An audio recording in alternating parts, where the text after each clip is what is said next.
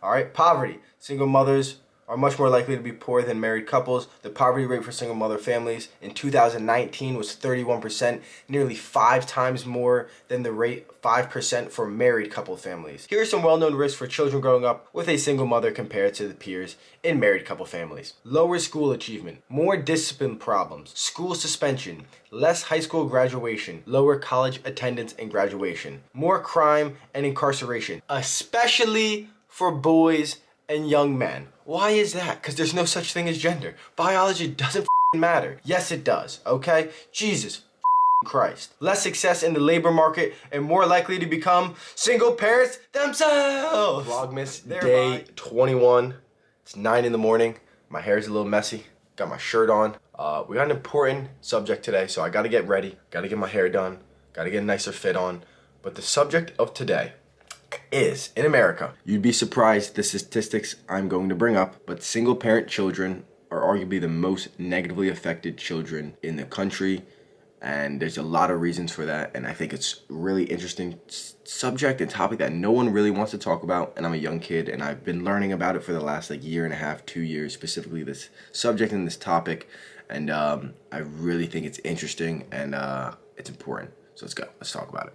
All right, so this is a very controversial topic, I guess you can say, because it falls in the line of kind of politics, political, Republican, Democrat, pro-choice, pro-life, and it's it kind of gets very in the weeds. It gets very political. It gets very controversial. I'm not really trying to go down the political aspect. I'm trying to go down more the lifestyle and the growth of a child. What kind of evidence shows of where the child usually goes with growing up with a single parent in their household and not really having both parents, whether that's the mother or whether that's the father. Usually it is the mother, usually the father sprints out the door. And what are you gonna do? What are you gonna do?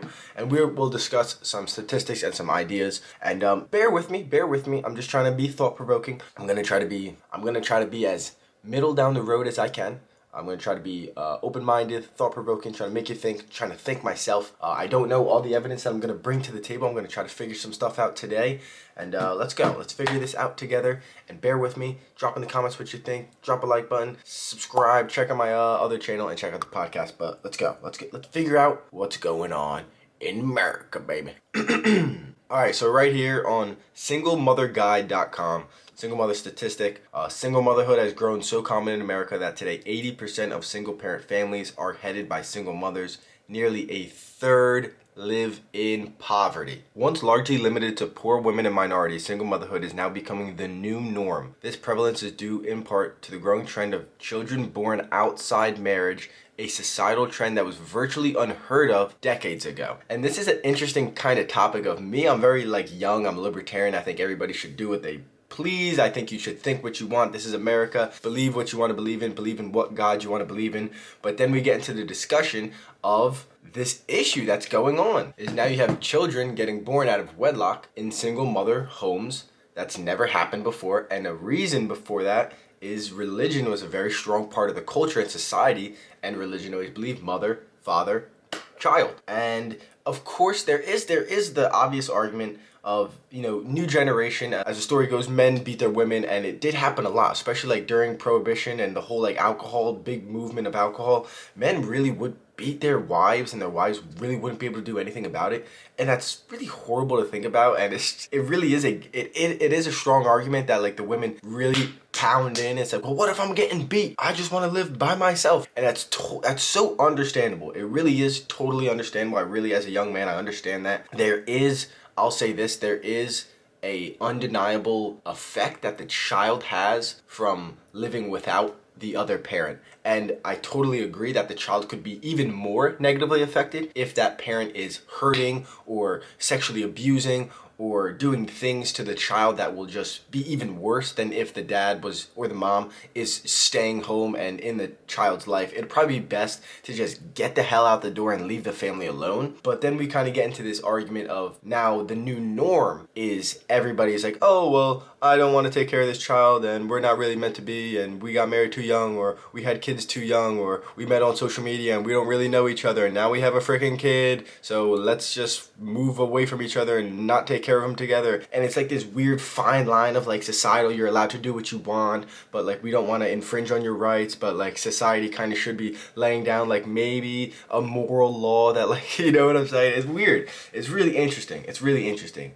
But the libertarian side of Luke says you can do what you want. But then it comes to a fine line of like, you can do what you want, but should the taxpayers fund government programs to then take care of single mothers, little children and stuff? It's really a counterbalanced argument, because it's like, well, you're making the decision knowing that you're kind of already poor. You know that there's not a green, rich, financially rich future for the next 3-4 years, especially if you bring a child in this world, and you still decide to bring a child in this world, which is okay. I think it's maybe your decision to do. It's not my decision, right? But then why should the government then go and take care of you because you made that decision? But then we have a child that's getting left behind, right? It's like, Jesus, what do we do? It's like, oh my God. And it's like, President, you have 30 seconds to answer this question. It's like, how is the president going to answer like this question in 25 seconds? All right, here we go. Statistics of 2020. Single parent families, 10 million, almost 11 million. Headed by single mothers, 80.5%. We're poor, 31%. Jobless the entire year, 29%. We're food insecure, 28.7%. Around half of single mothers have never married. Almost 1/3 are divorced. 20% are either separated or widowed. Widowed is probably very difficult, right? I can see that being a real pain in the ass to try to find a new man and freaking man died or whatever. I don't know. That can be a very, very difficult situation. About 2/3 are white, 1/3 black. So it's more single mothers that are white than black. Never married, blah, blah, blah, blah, blah. Employment, 22.4% received unemployment benefits. The median income for single mothers is $48,000. MSRP for an average car 2021 is probably like $30,000-$40,000, which is insane. But let's keep going. America treating our freaking people right. Inflation. Median income for married couples, ready? $102,000. Okay, so literally twice the amount if you have another person in the home. So then the child has twice the amount of money going towards them. All right, poverty. Single mothers are much more likely to be poor than married couples. The poverty rate for single mother families in 2019 was 31%, nearly 5 times more than the rate 5% for married couple families. Among children living with mothers only, 33.6% lived in poverty. In contrast, only 7.9% of children in two-parent families were counted as poor. Okay, we'll reread this one. 33% of children were poor in America with one mother in their house. 8% were poor with two. That's a huge difference. And it's two different numbers, right? It's how do you, like, that's where the statistics get weird. It's like, well, we're talking about two different number of demographics, and then you got all these different statistics in those numbers. It's like, what the heck? I don't know, right? This is where it gets all chopped up. 35% black families were poor, 43% native families were poor, 26% white families were poor. Families headed by women of color fared even worse. Nearly 2 in 5, 35% of black female-headed families lived in poverty. Hispanic, 34%, white, 26%, and Asian, 22%. The Asians always having a little bit easier in America. Joking. I know, I'm kidding. Let's have some jokes every once in a while. Here we go. 13.4% had no health coverage, while comparison, 6.7% were uninsured in two-parent households. 31.2% covered by Medicaid. All right, I didn't really like that website because the statistics were kind of all over the place. The percentage doesn't add up to 100. I don't know how it's possible. So I know they never do, right? Okay, so now we're on Census.gov. In 1968, 85% of children under 18 lived with two parents, regardless of marital status. By 2020, 70% did. In 1968, 7.6 million children lived with their mother only. In 2020, 15.3 million lived with their mother only. Now we'll talk about living with their father only, okay? A small little portion of people. All right, this is actually funny. All right, so from 1968 to 2020, the living with father statistics quadrupled from 0.8 million people, 1%, to 3.3 million, 4.5%. Meanwhile, women moved up to 21%. Fathers are at 4.5%. So again,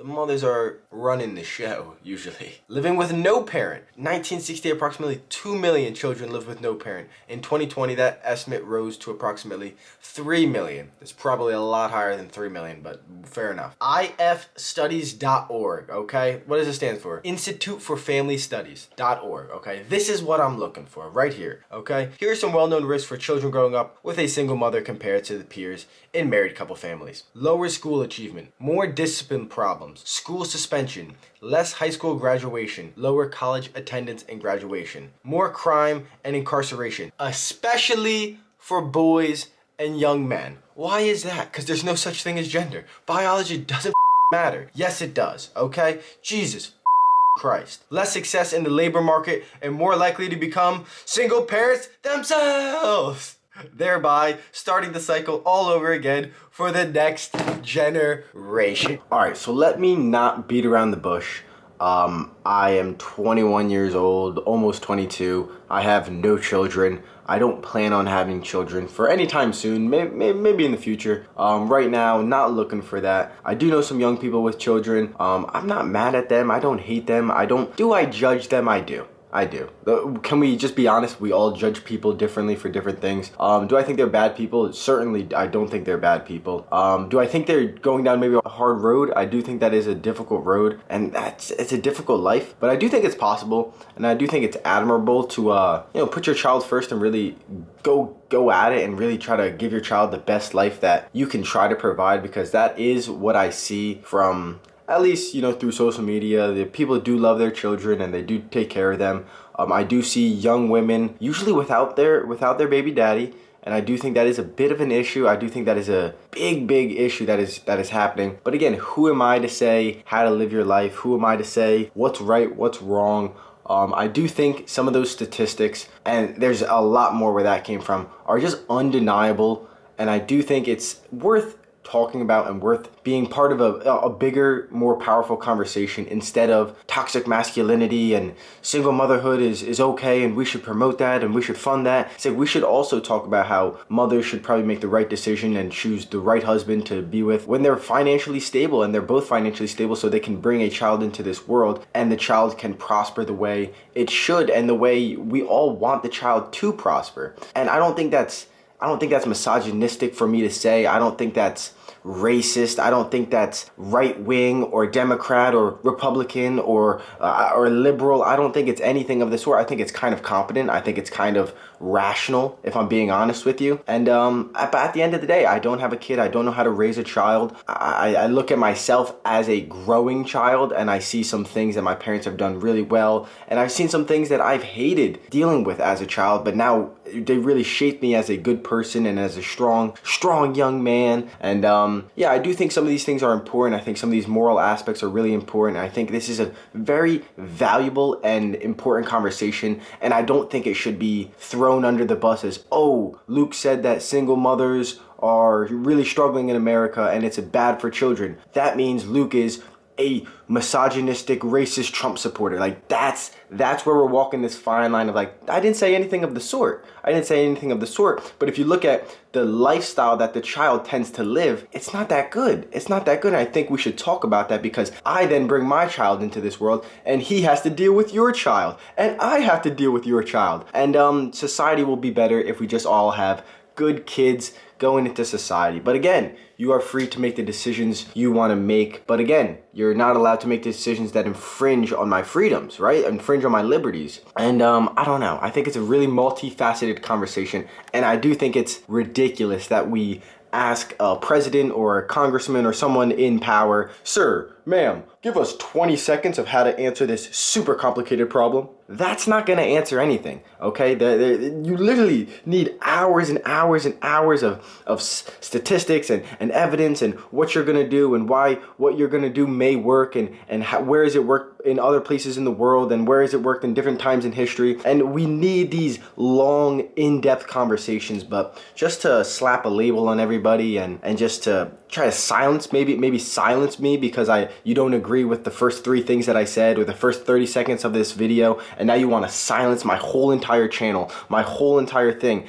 That's a very fine line too. Well, that's what we're walking down in 2021, 2022, but I don't know, I'm just trying to be a good person, trying to make you think, I'm trying to think. Vlogmas day 21, I gotta work all day.